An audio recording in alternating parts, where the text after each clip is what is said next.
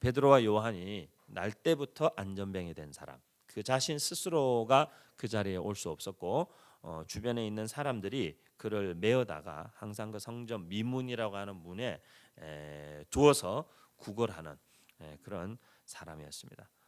근데 그 사람을 베드로와 요한이 성전에 시간을 정해놓고 늘 기도하니까 지나 올라가다가 그 사람을 보게 된 것입니다. 근데 베드로와 요한이 성전에 올라가면서 기도하는 그 기도 시간에 올라가는 일은 그들에게는, 유대인들에게는 굉장히 어떻게 보면 하나의 습관적인 일이죠. 그러니까 습관처럼 뭐 별거 아닌 것처럼 했다, 그런 뜻이 아니라 굉장히 그것이 하나의 거룩과 경건의 습관인 것이죠. 우리 예수 믿는 사람들도 어떤 거룩과 경건의 습관을 가지는 것, 만드는 것 굉장히 중요합니다. 그 습관이 된다는 것은 굉장히 나쁜 일이기도 하지만 어떤 것이 습관이 되느냐에 따라서 그것은 우리의 인생을 달라지게 만들 수 있습니다. 뭐 별 쓰잘데기 없는 습관, 이런 거, 그런 거는 별로 도움 안 되겠죠. 뭐 코 파는 습관, 뭐 이런 거 별로 도움 안 됩니다. 아니면 계속 이렇게 막 머리를 이렇게 쥐어 뜯는 습관, 별로 좋지 않습니다. 이렇게 약간 옆에 있는 사람까지도 불안불안하게 만드는.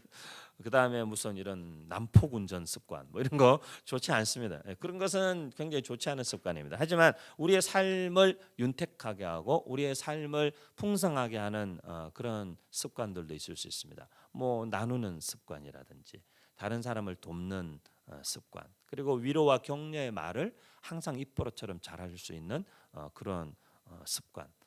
글쎄요, 어떤 사람들은 그 뭐 진정성 없는 말 그렇게 막 한다고 도움이 되겠습니까? 그렇게 생각할지 모르지만 제가 볼 때는 어떤 경우에는 진정성 없는 한마디를 툭 던졌는데도 어떤 사람의 마음에는 그것이 정말 잔잔한 호수에 파장과 같이 이렇게 스며들어가고 번져가는 경우도 상황과 환경에 따라 얼마든지 있을 수 있죠. 그렇기 때문에 우리가 우리의 삶에 어떤 습관을 가지느냐 굉장히 중요한 문제입니다.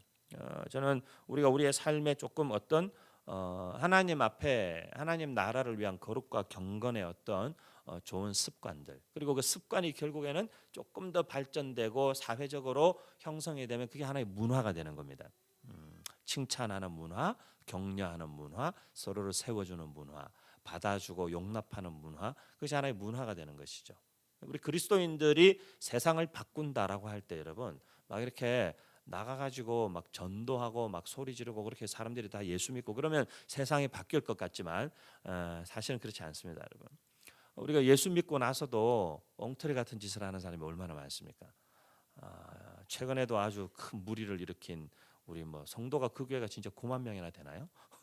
성도 9만 명 모이는 초대형 교회에 부목사님이 여성들의 치마 밑을 촬영하다가 걸려가지고 요 최근에 무리를 일으키고 있는 모 교회죠, 이 강남에 새롭게 건축한. 그런데 예수 믿는다고 목사라고 뭐 아무것도 장담할 수 없습니다. 구원받았다라고 해서 우리의 삶이 당장 거룩과 경건으로 바뀌어지지 않습니다. 구원받은 사람으로서 거룩과 경건에 합당한 사실은 경건한 삶의 습관을 만들어 가야 합니다. 기도하는 습관, 말씀을 묵상하는 습관, 정말 늘 주님과 교제하는 습관, 하루 종일 어디를 다니든지 운전하든지 길을 걷든지 주님께 묻고 주님과 대화하고, 그 하나의 습관이죠. 습관이죠. 예수 믿는 사람들의 삶에 나타나는 그런 거룩과 경건과 삶의 습관이 자연스럽게 세상 속에 퍼져 들어가고 스며들어가면서 그들이 살아가는 삶의 방식과 가치관과 문화가 바뀔 때 그것을 보고 우리가 세상이 변화됐다, 그렇게 말하는 것입니다. 예수 안 믿던 사람이 예수 믿었다고 세상이 다 달라지지 않습니다. 예수를 믿었지만 예수 믿는 사람답게 사는 삶의 거룩과 경건의 열매와 문화가 형성될 때에 우리는 세상이 바뀌었다고 말하는 것입니다. 우리는 너무 성급하고 너무 이렇게 치우쳐 있습니다. 그런 면에서는 지금 시대의 교회가 세상을 어떻게 변화시킬 것인가, 그것은 예나 지금이나 마찬가지였습니다. 뭐 전 세계를 다 뒤흔드는 대부흥 운동이 일어났어도 세상이 변화되거나 바뀌었다, 그렇게 오래가지 않았습니다. 한동안은 그런 것들이 유지되었지만 얼마 지나지 않아 그런 경건과 거룩한 문화가 타락하면 세상이 타락하는 것입니다.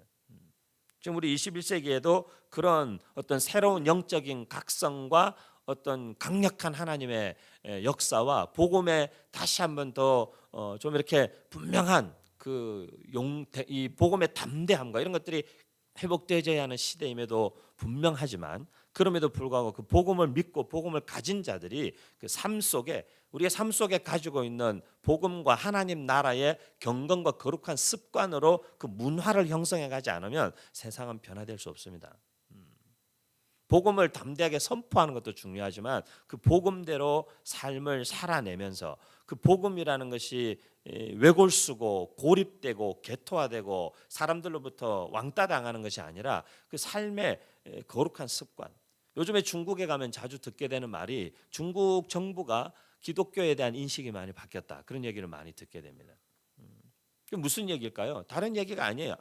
처음에는 이 기독교라는 게 국가에 막 대들고 국가를 막 전복시키려 하고 막 체제의 위협이 되고 그런 존재로 받아들였는데 자기들이 가만 보니까 그렇지 않은 거예요.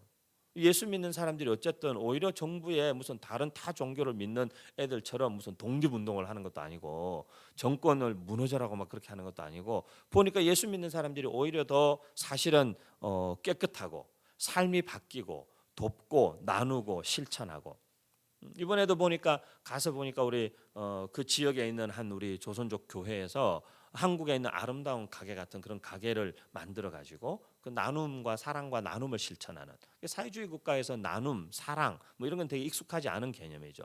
그래서 우리가 여기 말하는 그 아나바다 같은 아나바다가 뭐죠? 아껴 쓰고 나눠 쓰고 바꿔 쓰고 다시 쓰고 그런 좀 어려운 거 좀 안 하면 안 돼요? 말을 그렇게 어렵게 만들어 가지고. 근데 그런 운동도 거기서 하고. 그 사회주의 국가에 있는 사람들은 그런 것들이 익숙하지 않습니다. 하지만 그 사람들에게 그 나눔이라는 거, 그리고 재활용하고 다시 쓰는 것들, 그리고 서로 바꿔서 쓰는 문화 이런 것들. 제가 이렇게 보면 예전에 저희가 이렇게 여기 조인수 전사나 우리 여기 송수미 사모 이렇게 윤성재 목사 다 우리 대학생일 때 함께 거의 뭐 저희 집에서 일주일에 2, 3일은 먹고 자고 진짜 가족처럼 그렇게 지내서 효은 형제도 마찬가지고.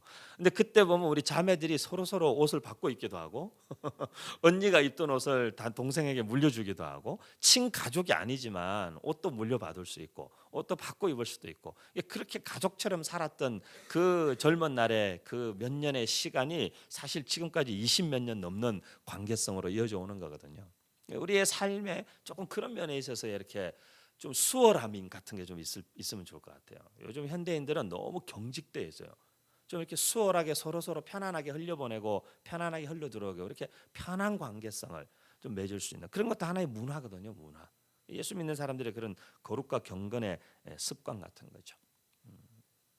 그렇게 기도하는 습관을 따라 늘 지나다녔지만 그들의 눈에 보이던 한 날 때부터 안전뱅이 된 사람, 이 사람에 대한 그 이전에 어떤 언급도 없는 걸 봐서는 베드로와 요한이 늘 그 길을 지나는 다녔지만 아마 그 사람을 좀 특별하게 생각하지는 않았던 것 같아요. 그냥 구걸하는 사람 정도로 생각했을 수 있습니다. 근데 그들이 지나갈 때에 그 사람이 다시 그들에게 구걸하는데 베드로가 요한과 더불어 4절에 보니까 그를 주목하여 이르되 그랬어요. 주목하여 이르되 그 사람을 이렇게 바라본 것이죠. 주목하여 보면서 우리를 보라고 그 사람 보고도 자기를 보라고 그렇게 말했습니다. 그러자 그가 5절에 그들에게서 무엇을 얻을까 하여 바라보거늘 그렇게 말했습니다. 저는 이 예수 믿는 사람들의 삶에 복음으로 말미암아 일어나야 되는 가장 확실하고 구체적인 그리고 한 가지 변화가 있다면 그것은 시각의 변화라고 생각합니다. 무엇인가를 바라보고 무엇인가를 이해하고 무엇인가를 해석하는 시각의 변화인 것입니다. 예수를 믿었는데도 불구하고 예수 믿기 이전에 여전한 삶의 시각으로 자기 자신을 바라보고 그것을 일컬어서 우리는 정체성이라고 말하죠. 내가 나를 바라보는 시각이죠. 그리고 다른 사람들이 나에 대해서 말하는 그 말 때문에 자기를 그렇게 생각하고 살아가는 그 어떤 자기의 정체성의 문제인데 자기 정체성의 문제에 변화가 오는 것입니다. 복음을 믿고 하나님을 아버지로 모시고 살면서부터는 하나님 아버지의 시각으로 자기를 다시 보게 되는 것입니다. 그것이 내적 치유고 그것이 정체성의 회복인 것입니다. 치유나 어떤 회복은 여러분 뭐 이렇게 막 기도하고 뜨겁게 무슨 막 감동이 오고 눈물을 흘리고 운다고 해서 여러분의 삶에 실제 변화가 일어나는 것은 아닙니다. 사실 여러분의 진짜 변화가 일어나려면 여러분 자신을 바라보는 여러분의 시각과 생각의 변화가 와야 됩니다. 더 이상 나 자신을 예수 그리스도 만나기 이전에, 그리고 예수 그리스도의 그 십자가와 그 보혈을 통과하기 이전에 내가 나를 보던 시각, 그리고 어떤 과거의 아픈 경험들을 통해서 나를 바라보던 어떤 시각, 그리고 다른 사람들이 나에게 툭툭 던졌던 말로 그것을 나의 정체성으로 받아들이고 품고 살던 시각, 그런 시각으로부터 예수 그리스도의 복음과 그 십자가로 말미암아 우리가 자유케 되는 것입니다. 그리고는 예수 그리스도의 보혈로 말미암아 용서받은 하나님의 자녀로서 하나님께서 보시는 우리를 향한 시각으로 우리를 보기 시작할 때에 우리의 정체성에도 변화가 오는 것이고 우리의 삶의 미래와 모든 것을 바라보는 관점에 변화가 오는 것입니다. 예수 믿는 사람들은 예수 믿고 나면 그런 시각의 변화가 뚜렷하게 나타나야 됩니다. 베드로와 요한은 자기들이 예수 믿는다 하고 살았지만 그 상황과 모든 환경들을 어떻게 보아야 할지 그때까지 이해되지 않았어요. 하지만 예수님께서 하늘로 올라가신 이후에도 그것이 이해되지 않았어요. 하지만 이 오순절 사도행전 2장의 성령 강림 사건으로 말미암아, 성령 강림 사건이라는 것은 그들이 단순히 방언을 하게 되었더라 그런 의미가 아니에요.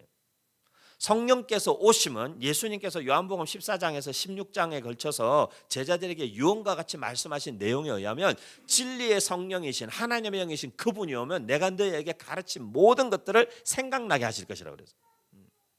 생각해보세요. 여러분, 우리는 많은 이야기를 듣습니다. 여러분 1년에 적어도 52주의 설교를 듣습니다. 많은 성경 공부를 합니다. 하지만 여러분 들었던 그 모든 말씀과 성경 구절들과 읽고 암송했던 구절들이라 할지라도 누가 금방 물어보면 컴퓨터처럼 이렇게 리콜이 금방 안 됩니다. 금방 툭툭 튀어나오거나 생각나지 않습니다. 하지만 성령님께서 임하셔서 하시는 역할은 뭐냐면 우리 안에 내재되어 있고 우리가 들었던 그 모든 하나님의 말씀과 우리가 선포되었던 하나님의 말씀들이 우리 안에서 계속해서 살아 움직이고 역사하게 하는 것입니다. 그래서 우리가 예수님께로부터 직접 그 수많은 말씀을 들었고 현장에서 기적을 보았지만 그 세월 지나고 난 이후에 오히려 예수님의 십자가의 사건 한 번으로 모든 것이 다 무너져 내리고 소망 없는 존재처럼 바닥으로 추락하는 제자들의 삶에 성령님께서 오셔서 그 자기들이 보았고 자기들이 들었고 자기들이 경험했던 그것들의 의미와 내용과 뜻이 무엇인지를 이해하도록 도와주시기 시작한 것입니다. 그들이 그것을 이해하고 알아듣기 시작하면서부터 더 이상 어려움이 있을 때 예수님께 가서 부탁만 할 것이 아니라, 예전에는 안전뱅이가 있으면 예수님께 데려가서 예수님 고쳐주십시오 하면 됐지만 지금은 우리에게 주신 예수 그리스도의 그 이름으로 요한복음 14장 15장에 말씀하신 것처럼 너희가 지금까지는 내 이름으로 아무것도 하지 아니하였으나 이제는 내 이름으로 너희가 무엇을 구하든지 내가 시행하겠다. 예수님께 와서 부탁하던 것이 아니라 이제는 예수 그리스도의 이름으로 우리가 시행하고 행하기를 원하시는구나 라는 것을 어떻게 보면 이들이 각성된 것입니다. 이들의 시각과 생각에 그런 각성이 일어난 것입니다. 그러자 그들은 그 이전까지 그냥 보고 지나가던 안전뱅이가 그냥 보이지 않았던 것이죠. 그래서 그들은 그를 주목하여 보았다 그랬어요. 시각의 변화입니다. 이전까지는 그냥 지나가면서 안 됐다, 불쌍하다, 어떻게 도와줄 수 있을까, 돈 한 푼 줄 수 있나, 우린 돈도 없는데 어떡하나 그런 생각했을지 모르지만 그 어떤 자기의 존재의 각성과 자기 안에 성령으로 말미암아 들었던 말씀과 예수님의 가르치심에 대한 각성이 일어난 그들은 더 이상 그를 이제는 지나가듯이 보질 않고 그를 주목하여 볼 수 있고 그에게 우리를 보라라고 말한 것이죠. 또 한 가지 중요한 시각이 있습니다. 그것은 우리가 세상과 사물과 나를 보는 관점이기도 하지만 그것은 사실은 세상 사람들이 우리를 어떻게 보느냐 하는 것입니다. 그것은 세상 사람들의 시선을 우리가 의식한다는 차원이 아니라 세상 사람들로 하여금 우리에게 무엇을 기대하게 만드느냐 하는 것입니다. 세상 사람들은 우리에게 뭘 기대하는 걸까요? 오늘날 한국 교회를 세상 사람들이 보고 뭘 기대하는 걸까요? 그리고 오늘날 시대에 교회로 오는 사람들은 지금도 보니까 전국적으로 막 교회가 안 된다, 젊은 청년들이 청소년들이 교회를 떠난다고 그러니까 막 총동원 전도주일 이런 프로그램들을 또 계속 막 해요. 근데 과연 그 총동원 전도주일에 교회 오는 사람들은 무엇을 기대하고 교회 오는 것일까요? 내 생명의 주고 인생의 이 허망함과 내 삶의 이 공허함과 내 마음의 깊은 절망과 암흑 같고 정말 빛이 보이지 않는 세상 가운데에서 빛 대신 예수, 내 인생의 빛, 내 인생의 등대, 내 인생의 삶의 어떤 인도자, 내 삶의 의미, 내 삶의 진정한 목적과 가치, 그런 것들을 기대하고 소망하는 것일까요? 제가 이번에 중국에서 돌아오는데 비행기 안에서 제 옆자리에 두 사람 앉았어요. 제 바로 옆자리에 보니까 한국 와서 일한 지 한 15년 된 조선족 그 총각이 앉았고, 그 옆자리에 보니까 주재원으로 거기 간지 한 3개월 된 남자가 앉았어요. 회사 주재원으로. 근데 그 3개월 된 사람이 얘기를 계속 제가 이제 하다가 보니까 중국 가서 교회에 처음 나갔대요. 한인교회. 한인교회를 그래서 제가 한인교회, 그래서 이제 제가 목사라는 얘기를 안 하고 계속 이제 이런저런 얘기를 한참 비행기 타고는 2시간 내내 여러 가지 얘기를 했어요. 많은 얘기를 했어요. 그래서 제가 이제 비행기 이제 거의 도착할 때쯤 돼가지고 뭐 제가 보니까 우리가 앞으로 또 만날 가능성이 굉장히 높은 것 같다고.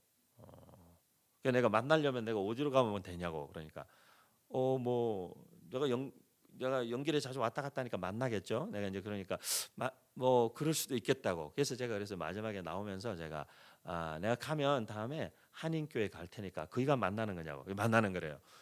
거기가 만나는 거. 그래서 자기 한인교회 간다는 거예요. 가는 이유는 별로 할 일이 없는 거예요. 할 일이 없는 거예요. 그리고 한국 사람들 만날 수 있는 공간이 거긴 거예요. 거기. 그러니까 가는 거예요. 사람마다 다 교회를 오는 이유, 교회에 기대하는 것, 바라보는 것 다 다릅니다. 근데 우리가 한번 생각해 보자는 거예요. 오늘날 한국 교회는 믿지 않는 우리 한국 사회의 사람들에게 교회를 볼 때 뭘 기대하게 만드는 걸까? 그러니까 어떤 부정적인 뉘앙스에서 말고 교회가 뭐 이런 이따위로 하지 마라, 그런 시각이 아니라 그 기대하는 게 있잖아요. 교회 가면 뭐가 있을 거야? 뭐가 있을까요? 이 사람은 날 때부터 안전병에 든 이 사람은 베드로와 요한을 보고 기대했던 것은 여전히 돈이었어요. 지금도 교회에 오는 이유가 그것일 수 있는 사람들이 있어요. 지난 목요일 날 우리 가깝게 교제하는 북한에서 온 조선 청년 박요셉 형제가 저기 기업은행하고 협력해서 사회적 기업으로 스페이스 요벨이라는 카페를 시작해 가지고 이제 2호점을 이번에 한남동에 열었어요. 한남동 같은 경우는 기업은행 보니까 고객센터가 있어 가지고 직원이 한 2,000명이 그 건물 안에 있어요. 근데 그날 제가 이제 설교하러 간다고 갔는데 보니까 퇴근 시간에 우리는 저녁이니까 이제 들어가는데 보니까 거의 나오는 직원들의 한 90%가 다 여성들이에요. 여자들만 엘리베이터에서 막 쏟아져 나오는 거예요. 근데 그게 이제 12층 꼭대기에 그 산에 그 식당에 카페 공간을, 아주 넓은 공간을 내줬어요, 기업은행에서. 그래서 2호점을 이제 오픈을 했어요. 이제 제가 이 말씀 나누러 가는데 우리 요셉 형제 제가 볼 때마다 늘 그런 생각하는 거예요. 그리고 요셉 형제하고 대화하면 이 친구는 참 세터민 출신인데도 불구하고 굉장히 보면은 그 자립적이고 독립적이에요. 사고가 누구한테 의존하려고 하거나 쉽게 도움을 받으려 하거나 그러지 않아요. 저희 카페에서 처음에 어떤 모임을 시작할 때도 제가 우리 어깨동무 사역원에서 식사하고 이런 걸 다 부담을 해주겠다. 근데 그 친구가 안 해래요. 자기들이 정부에서 지원 받아서 어떤 프로젝트를 하기 위해서 받은 돈이 있으니까 자기들이 밥값하고 비용을 정당하게 내고 쓰겠다. 돈 받으려고 하질 않아요. 어떻게 하든지 자기가 스스로 이 사회 속에서 자립하고 스스로가 서서 길을 개척하고 열어서 자기 세트맨 후배 동생들에게 그걸 보여줘야 된다는 거예요. 주변에 좋은 사람들이 많아요. 보세요, 여러분, 세트맨 청년 하나가 뭘 하는데 그날 보니까 국회의원도 오고 회사 뭐 회장님 이런 분들도 오시고, 이 친구가 보면은 이렇게 사람들 불러 모으는 게 심상치 않은 사람들 잘 불러 모아요. 근데 이분들이 다 이 젊은 청년, 북에서 온 조선 청년 하나에게 마음이 움직이는 이유가 있어요. 왜냐하면 이 친구가 그런 사람들한테 구걸하지 않아요. 어떤 경우에도. 때로는 내가 그래요. 요셉아, 도움도 좀 받고 살아라. 근데 그 친구 늘 얘기해요. 교회가, 한국 교회가 우리 세터민들을 많이 어렵게 만들었다는 거예요. 제가 이 공개적인 설교 시간에 이런 얘기하면은 참 너무 충격적이어서 하기가 참 어렵습니다만은 주일마다 교회 와서 예배 출석하면 돈을 몇십만 원씩 주고, 제가 풍문으로 들었소만 뭐 이렇게 알바생들 데려다가 5만 원씩 주고 주일 예배 시간 앉혀놓는다는 모 교회하고 다를 바가 뭐 있나요? 교인 숫자가 준다는 걸 어떻게든 외부에 알리지 않기 위해서 알바생들을 데려다가 주일날 앉혀놓는 거야. 일당 몇만 원 주고 일부부터 걔들은 또 뭔 고생이야. 제가 볼 때 세상 알바 중에 제일 힘든 알바일 것 같아요.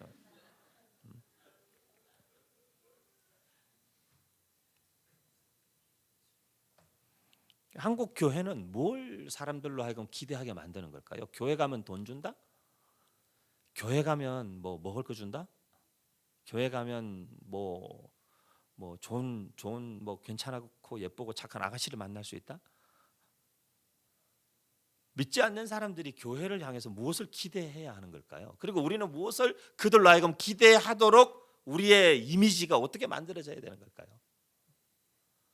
그래도 그 교회에 가면 정말 내 영혼의 깊은 절망감과 내 영혼의 어두움에 빛이 비치고 살아가야 할 용기와 생명력을 얻을 수 있고, 그래도 그 교회에 가서 만나는 사람들은 그 삶의 진정성이 있고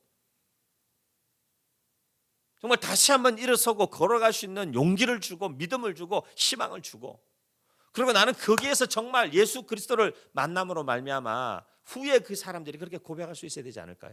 예수님 때문에 내 인생이 정말 바뀌었다는 거예요. 베드로와 요한은 그거에 대해서 각성이 일어났어요. 그래서 내가 주어야 할 것이 은과 금이 아니구나. 은과 금은 지금 내게 없다. 하지만 나는, 그래서 내게 있는 이것이라고 그래서 6절에 내게 있는 이것을 너에게 준다. 그것이 뭐냐면 나사렛 예수 그리스도의 이름으로 일어나서 걸어라, 그렇게 말하는 거예요.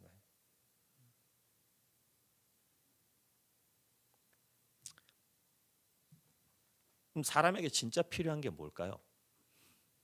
사람에게. 어제 미혼모 몇 사람과 아이들 돌잔치가 1층에 있었어요. 저는 그냥 이렇게 그냥 우리 공간에서 하는 행사니까 한번 이렇게 쓱 보러 내려왔다가 사실 붙잡혀가지고 갑자기 축사를 하라 그래가지고 축사하실 분이 아무도 없다고 축사하고, 또 거기 오는 미혼모 엄마하고 아이가 오는데 다 보니까 어느 한 그 그룹을 보고는 제가 그래 교회가 저렇게만 해줘도 되는데 그런 생각했어요. 보니까 제일 친구 가족들이 많이 왔어. 근데 보니까 친구 가족들이 아니고 교회 식구들이야. 그 엄마와 아이를 돌봐주는 교회 보니까 전도사님이나 집사님 다 같은 친구들이. 근데 저희 아내와 동석했던 거기는 아무도 오지 않았어요. 엄마와 아이만 왔어요. 식구도 없고 가족도 없고 친구도 없고 한 명도 없어요. 교회까지 오는데 3시간 걸렸대요. 같이 밥 먹는데 밥을 너무 정신없이 먹는 거예요, 얘가.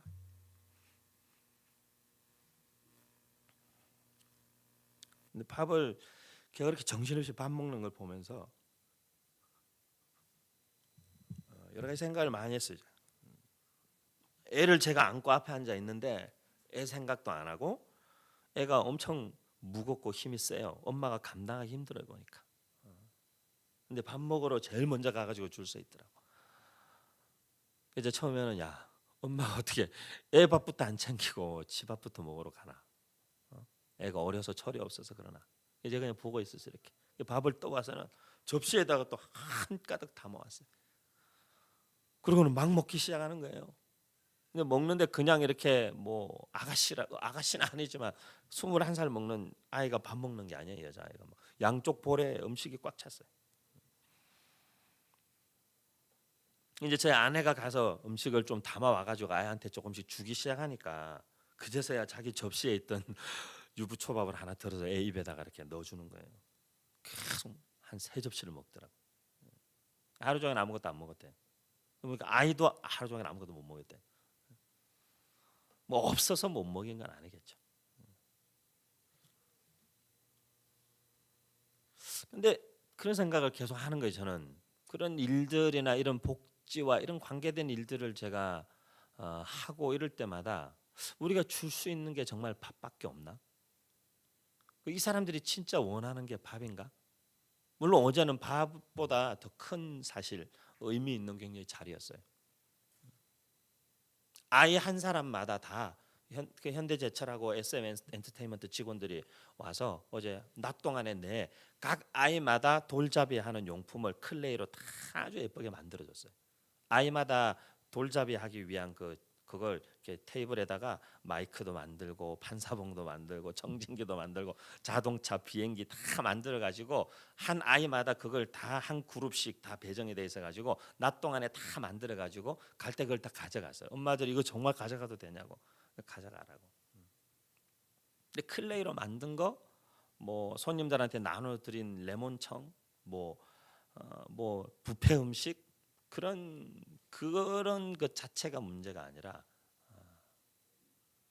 제가 그 아이를 안고 오랜 시간 안고 있었어요.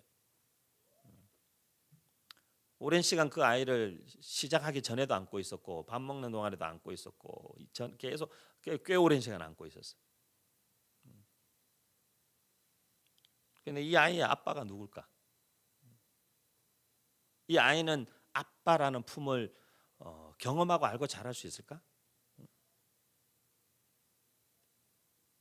우리가 정말 주어야 되고 줄 수 있는 게 뭘까? 우리도 어쩌면 세상을 바라보는 시각이 뭐 이렇게 뭐 돈 조금 주면 되는 교회조차도 세상에 이 수많은 예수 그리스도를 알지 못하는 영혼을 바라보는 시각이 그냥 교회 돈 좀 써가지고 그냥 뭐 기념품이나 뭐 반찬이나 쌀 같은 거 그냥 보내주면 그걸로 교회에 할 바를 다 했다고 생각하는 그런 시각으로 우리는 세상을 바라보고 있지는 않을까요? 우리가 그런 시각으로 그들을 바라보면 그들도 교회를 바라볼 때 기대하는 것들이 그런 것에서 그치는 거예요. 우리 그런 질문을 한번 해봐야 되는 거예요. 우리는 사람들로 하여금 이름 없는 교회라는 것을 떠올릴 때 이름 없는 교회로부터 무엇을 기대하게 하는가?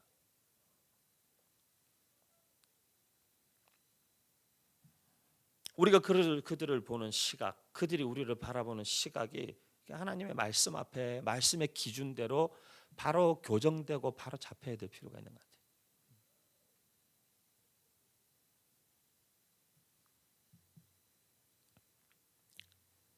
그리고는 7절에 그 오른손을 잡아 일으키니 발과 발목이 곧 힘을 얻고 뛰어서서 걸으며 그들과 함께 성전으로 들어가면서 걷기도 하고 뛰기도 하고 하나님을 찬송하니라. 어떻게 보면 되게 아름다운 결론이에요. 그리고 우리가 기대하고 소망하는 것도 우리는 그렇게 결론이 나오면 좋을 것 같아요. 저는 이 공간을 이제 떠난다라는 생각을 하면서 이름 없는 교회라는 그 이름에 주셨을 때의 마음과 그 정체성과 비전에 대해서 다시 생각해 보게 됐어요. 우리가 왜 이름 없는 교회라는 이름으로 교회를 시작하게 됐을까? 지금까지 4년이 넘도록 저는 가는 곳마다 질문받고 있어요. 교회 이름이 왜 이름 없는 교회입니까? 이름 없는 교회가 이름입니까? 교회 이름이 없는 겁니까? 4년 내내 이번에 중국에 가서도 계속 물어보는 거예요. 사람들이. 중국에 있는 청년들, 전도사, 목사, 사역자들이 계속 물어보는 거예요. 목사님 이름 없는 교회가 왜 이름 없는 교회입니까? 심지어 그 중국 조선족 목사님조차도 저보고 목사님 이름 없는 교회가 너무 이름 있는 거 아닙니까? 계속 그러고 이름 없는 교회라는 게 알려지는 것도 이제는 또 참 우리한테 부담스러운 일이에요. 그래서 내가 너무 알려지는 것 같으면 이름 바꾸겠다고 또 걱정하지 말라고 이름 바꾼 교회 뭐 이렇게 바꿀 테니까 걱정하지 말라. 뭐 별로 큰 문제 아니라고 뭐 교회 이름 그게 뭐 대수라고 별거 아니라.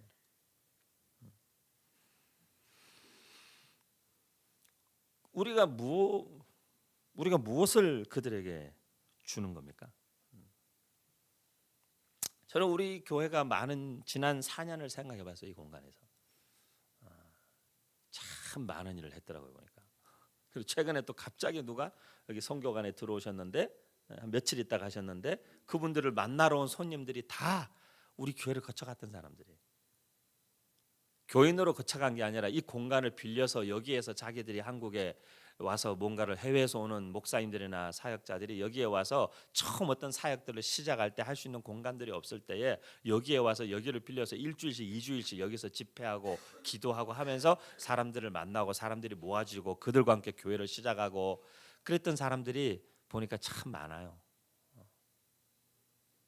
이 공간을 통해서 자기의 교회와 자기가 섬기는 사역과 자기들이 하고 있는 단체와 그 일들을 세워서 나간 사람들이 지난 4년에도 꽤 많아요 보니까. 저는 그것만 해도 감사해요 하나님께. 그것만 해도 감사해요. 그것만 해도요 제가 볼 때는 사람들은 다 모르지만 저는 주님이 기억하실 만한 일이 굉장히 많다고 생각해요.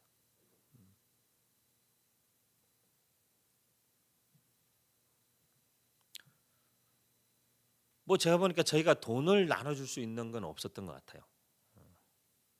오히려 우리가 다른 걸 줄 수 없었기 때문에 우리의 공간과 우리의 시간과 그냥 내게 있는 우리에게 있는 것을 그냥 주려고 했고 그것을 이름 없는 교회라는 이름으로 주기보다는 그냥 하나님 나라 안에서 그리스도의 한 가족이고 지체된 사람들이기 때문에 그냥 와서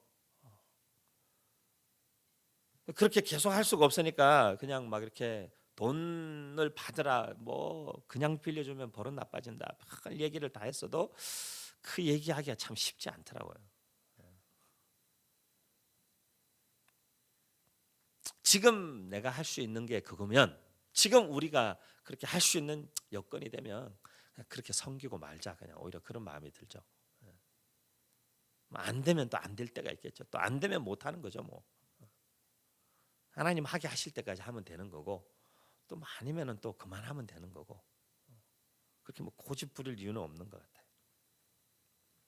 근데 결과적으로는 이 사람이 베드로와 요한을 주목하여 보는 것이 아니라 하나님을 찬송하게 되고 하나님을 높이게 되고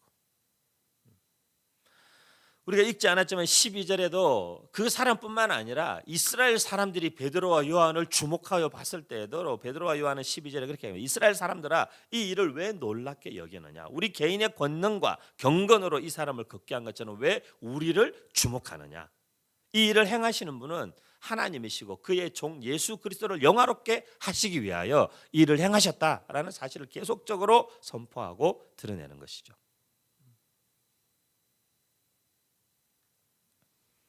이승종 목사님도 그런 말씀 자주 하시지만 제가 이름 없는 교회라는 교회 이름을 시작할 때는 여러 가지 의미가 있었지만 그 중에 한 의미를 제가 늘 사람들한테 설명합니다. 저희 한국에 있을 때도 그랬고 미국 다녀온 이후에 한국에 다시 돌아왔어도 보니까 그 교회가 이제는 하나의 그 유명 브랜드가 됐어요.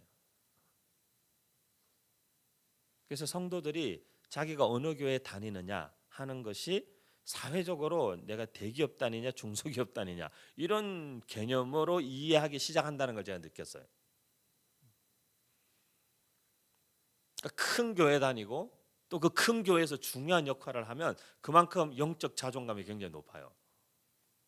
근데 아주 시골 개척교회나 조그만 개척교회나 미자리 교회를 섬기는 청년들은 자존감이 굉장히 낮아요. 이것도 시각의 문제예요. 잘못된 거죠. 잘못된 거죠. 굉장히 잘못된 거죠. 그리고 또 그런 또 큰 교회 나름 사역이 잘 많이 펼쳐져 있고 균형이 잘 잡힌 교회를 다니면 또 자기 신앙이 그 정도 수준이 된다고 또 착각하는 것 같아요 보니까. 그건 자기의 신앙하고 아무 상관없는 얘기예요. 내가 어느 교회를 다니냐는 것은 신앙은 나와 하나님과의 관계의 문제죠. 그래서 이 목사님들 자주 그러시잖아요. 교회 이름을 물어보면 대답 안 하는 사람이 많다고. 그 교회 이름이 뭐냐고 물어봤는데 그냥 어디 저기 조그만 교회 다닌다 그러고 교회 이름이 조그만 교회도 아닐 텐데 교회 이름이 뭐냐고 물어봐도 대답 안 하고 말씀해도 모를 거라 그러고 그 얘기하면 되는 거 아니에요? 물론 우리는 그 이름 때문에 여러분이 여러 가지 난처한 상황을 많이 당하시기도 하지만 이름 없는 교회 뭐 이렇게 얘기하면 반드시 돌아오는 질문이 꼭 있기 때문에 난처한 상황을 당하기는 하지만 그러면서 여러분 스스로가 이름 없는 교회가 무엇인지를 계속 설명하고 이해하게 되는 거예요. 교회 이름을 사람들에게 계속 설명하고 다녀야 되는 일도 지구상에 우리 교회 교인들밖에 없을 거예요, 여러분. 이름 없는 교회란 무엇인가? 그 의미와 그 뜻과 우리가 추구하는 가치와 우리가 가고자 하는 길에 대한 것이죠. 교회의 이름이나 우리의 이름이 아닌 하나님 나라와 예수 그리스도의 이름에 어떻게든 좀 이렇게 드러나고 관심을 집중하게 할 수 있도록 어떻게 뭘 섬길 수 있는 일이 없나, 그런 고민인 것이죠. 사랑하는 우리 이름 없는 교회, 이름 없는 성도 여러분, 뭐 이렇게 신앙생활이나 교회가 그렇게 저는 복잡하다고 생각하지 않아요. 저는 신앙생활이나 교회생활 복잡하게 하는 분들 굉장히 제가 참 불쌍하게 여기는 사람이에요. 저는 전국적으로 돌아다니면서 교회 생활이나 신앙생활 복잡하게 하고 있는 사역자들이나 성도들을 자유케 하는 일을 저는 이제 하고 다녀요. 그 교회를 열심히 하지 말라고 하죠. 그리고 자꾸 이렇게 사역자들 불러내 가지고 놀자 그러고 밥 먹자 그러고, 야 그냥 광안리 바닷가 가서 바람이나 쐬고 커피 한잔 하면 되는 거지 뭘 그렇게 컴퓨터 들여다보고 뭐 하냐고 도대체, 빨리 다 나오라 그래 가지고 계속 성도들 보고도 막 교회에 대해서 너무 막 고민을 얘기하면 신앙생활을 그렇게 복잡하게 하지 말라고, 그냥 예수님 때문에 기쁘고 즐거워서 갈 수 있는 교회 아니면 그냥 안 하는 게 낫다고, 뭘 그러고 사냐고. 그냥 예수 믿는 게 좋으면 그걸로 땡인 겁니다, 여러분. 어디를 가든지 무엇을 하든지 이 공간에 대한 저는 인간적 아쉬움은 있어요. 그리고 여기에 많은 지난 4년 동안에 저 나름의, 그리고 저와 여러분의 여기에 많은 추억과 영적인 그런 기억들이 있는 곳이죠. 하지만 저는 그런 생각을 해서 이 말씀을 준비하면서도 하나님께서 그런 마음을 주셨던 것 같아요. 이게 아름다운 추억이라는 것은 소중한 것이에요. 추억이라는 것은 인간의 삶에, 저는 제가 신앙을 정의하기를 하나님과 만들어가는 영적인 추억이다, 신앙생활은.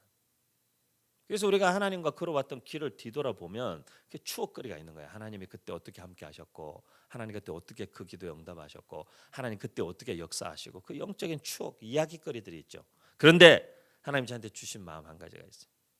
이게 뭐냐면 우리 공동체는 추억만 논하고 있기엔 아직 너무 젊다는 것이에요. 추억을 논하는 것은 여러분 한 60대 노인 돼서 해도 늦지 않아요, 여러분. 아쉬움도 있고 추억도 있고 다 있지만 털고 가야 될 때는 또 털고 가야 되는 거예요. 그 젊은 사람들은 그런 거예요. 지금 우리는 이곳에서의 무슨 영적인 추억, 오히려 그것을 회상하며 그것을 위해 하나님께 감사해야 하기도 하지만 이제 또 새롭게 우리를 인도하고 이끌어 가실 하나님의 인도와 그 역사하심에 대한 기대와 소망과 비전과 그 마음에 사실 충만한 기대감이 있어야 하는 것이죠. 여러분 저를 아시겠지만 저는 그렇게 어디 갈 데가 없어가지고 남한테 가서 이렇게 빌빌거리거나 가서 부탁하거나 그런 사람 못 됩니다. 아시겠지만 저는 없어도 당당한 사람이에요. 항상 없어도 항상 큰 소리치고, 없어도 항상 제가 항상 갑이지 저는 을의 자리에 절대 서지 않습니다. 그러니까 없어도 저는 항상 제가 갑입니다.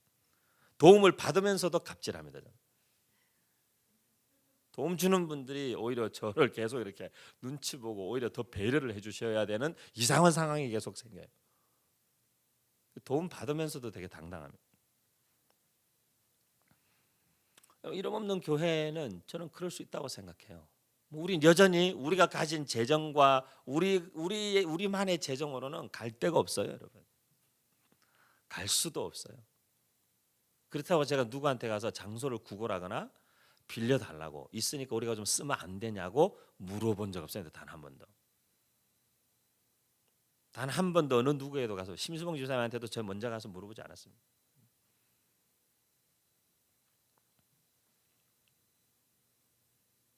집사님이 저희가 건물을 찾고 옮기려 한다는 걸 아시고 배려를 해주신 거죠.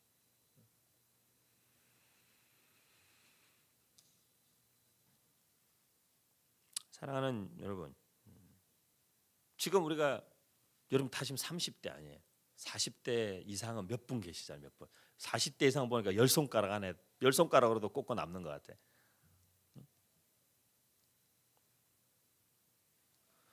여러분 기대하십시오. 시즌 2를 기대하십시오.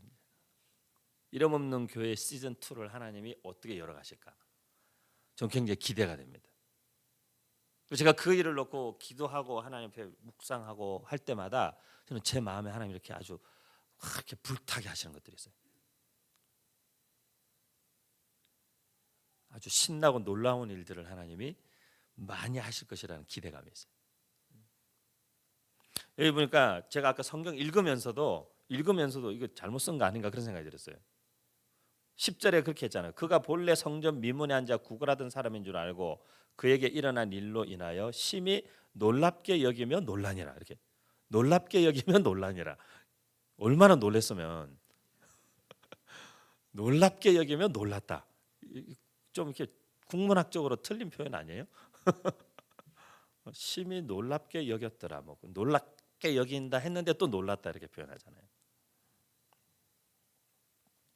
하나님이 함께 하시는 사람의 삶에는 제가 얼마 전에 그런 말씀드렸잖아요. 제가 김해 갔다 왔을 때 유라에 가서 산과 조인성과 송혜교가 드라마 찍었던 그 겨울 뭐 어쩌고 그게 이렇게 앉아가지고 앞에 경관이 쫙 이렇게 푸른 산이 있는데 그게 보면서 참 아름답다.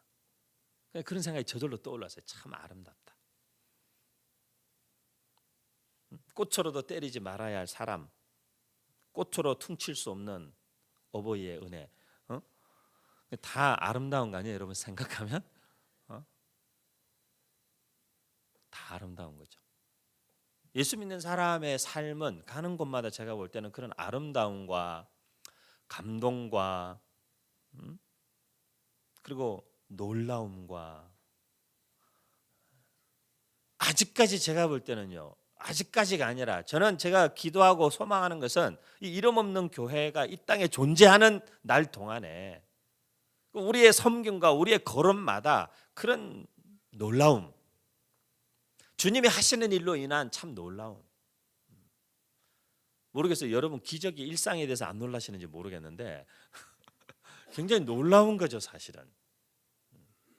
우리 교인들만 안 놀래요. 우리 교회에 일어나는 일에 대해서.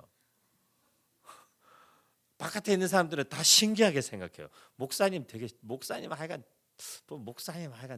특이한 사람이라고. 하나님이 어떻게든 되게 하시네요. 다 모든 사람이 바깥에서 우리 교회를 볼 때는 우리 교회가 되는 게 신기한 거예요, 되게. 저를 아니까요. 아무 대책도 없지. 무슨 그렇다고 누구한테 가서 굽신거리지도 않지. 항상 그냥 당당하지. 누구한테 아쉬운 소리 한마디도 안 하지. 그런데도 어떻게 보면 안 될 것 같고 막힐 것 같은데 보면 또 열리고 또 열리고 또 열리고. 자기들이 볼 때는 신기한 거예요. 저희가 하는 짓이. 우리만 모르는 거야. 우리만 이게 신기한 일이죠. 하나님께서 우리를 여기까지 개척 이후에 이 건물까지 오게 하신 것도 신기한 일이고 여기서 그렇게 많은 교회와 공동체와 단체와 사람들이 여기서 시작해서 일어서고 이 공간을 쓰고 활용하고 썼다는 것도 놀라운 일이고 사실은 놀라운 일 투성이에요. 잘 찾아보면 가만히 보면 다 놀라운 일 투성이에요. 선교사님들 1년에 200여 분 주무시고 가는 거 놀라운 일이에요, 여러분. 놀라운 일이에요. 우리보다 훨씬 더 재정적 여유가 있고 건물이 더 크고 공간이 남아도는 교회도 결국에는 못하고 있고 안 하고 있는 일이에요.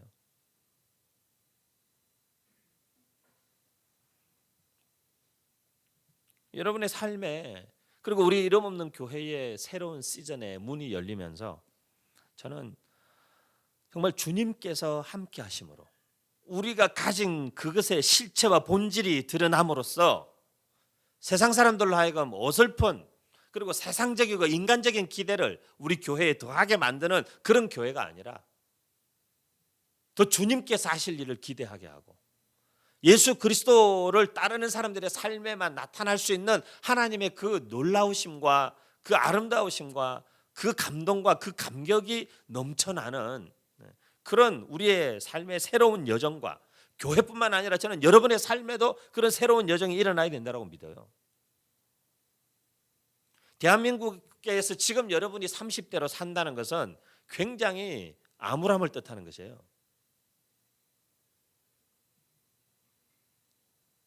대한민국에서 지금 30대 직장인으로 산다?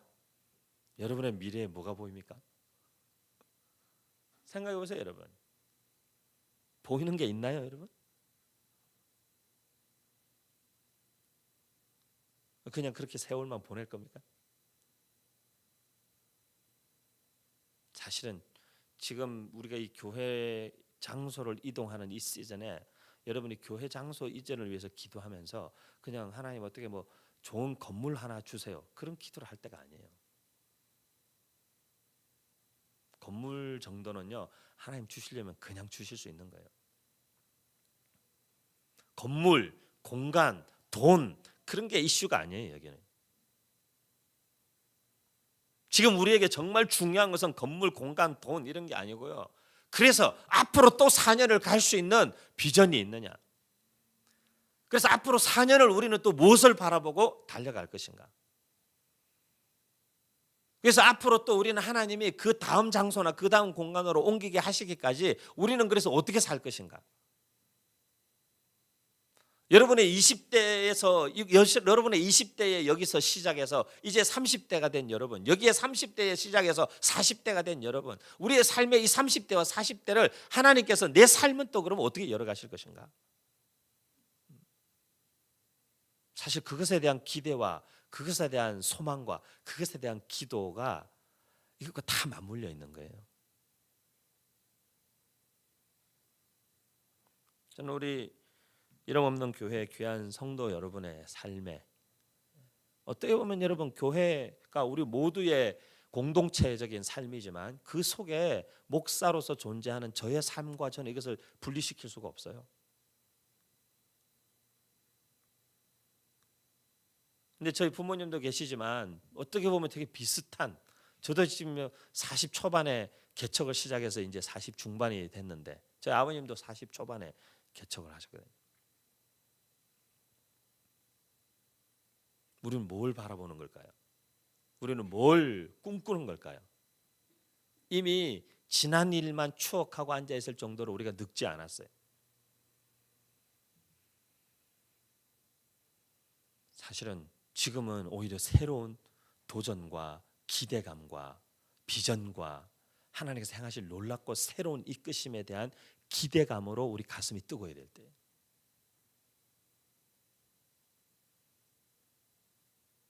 사랑하는 여러분, 저는 그런 면에서 지난 4년에 대해서 후회 없습니다. 저는 제 마음에 충분한 감사가 있습니다. 넘치는 감사가 있습니다. 그리고 여전히 새로운 기대와 소망이 있습니다.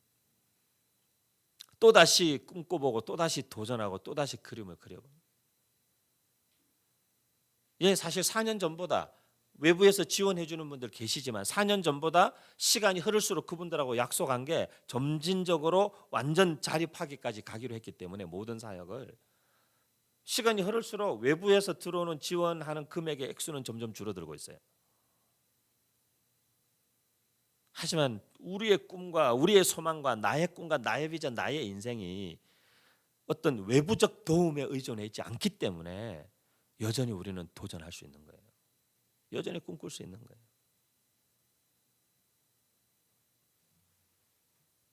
제가 오늘 아침에 카톡에다가요, 권현임 전사님이 본문하고 그걸 달라 그래서 아침에 제가 카톡을 알려줬어요. 사도행전 3장. 근데 사도행전을 치다가 제가 잘못 쳐가지고 아이폰이 누르다 보면 오타가 많이 나잖아요. 사도행전을 치다가 제가 잘못 쳐서 사고행전 이렇게 쳤어요. 근데 제가 그 사고행전이라고 쳐서 보내려다가 제가 순간 주님이 정말 계시적으로 제게 말씀하신 것 같아요. 아, 시즌 2는 사고를 더 많이 쳐야 되겠구나. 농담 아니고 제가 작정했어요. 그래서 제가 계속 그 마음을 하나님 주셨지만 오늘 아침에는 아주 강력한 확신의 카톡 메시지로 주님이 답을 주신 것 같아요. 사고를 더 많이 쳐야 되겠다. 기대하십시오, 여러분. 이번 여름 이후부터 무슨 사고를 칠지. 내년까지 하여간 계속 사고 칠 일만 생각하고 있어요. 여러분도 여러분 인생에 사고 좀 치고 사세요, 여러분. 너무 이렇게 모범생들처럼 그렇게 살지 마세요, 여러분. 조금 제가 보니까 여러분 사고 쳐야 될 때가 됐어요. 계속 그렇게 범생이 모드로 가다가는 제가 볼 때 큰일 납니다, 여러분. 큰일 납니다. 하나님 앞에서 내 인생에 이제 앞으로의 교회와 또 함께, 이 교회라는 게 예수 믿는 사람들한테는 분리시킬 수 없는 어떤 특별한 그거 아니에요, 이게. 애써 외면하지 마세요, 여러분. 우리 교회가 어떤 도전과 어떤 무엇을 극복해야 하고 새로운 것에 첫 발을 내디뎌야 되는 어떤 상황이 요청될 때에는요, 여러분의 삶과도 굉장히 밀접한 관계가 있어요. 그 여러분의 경제적인, 여러분의 사회적인, 여러분의 가정의 모든 시츄에이션과 이것이 굉장히 밀접한 관계가 있어요. 거기에서 이 시즌을 함께 하나님과 함께 한번 파도 타기 이 고비를 한번 넘어갈 것이냐, 아니면 여기에서 물속으로 꺼져버릴 거냐. 그게 공동체적인 선택이기도 하고 저와 여러분의 개인적 선택이기도 한 거예요, 하나님 앞에서.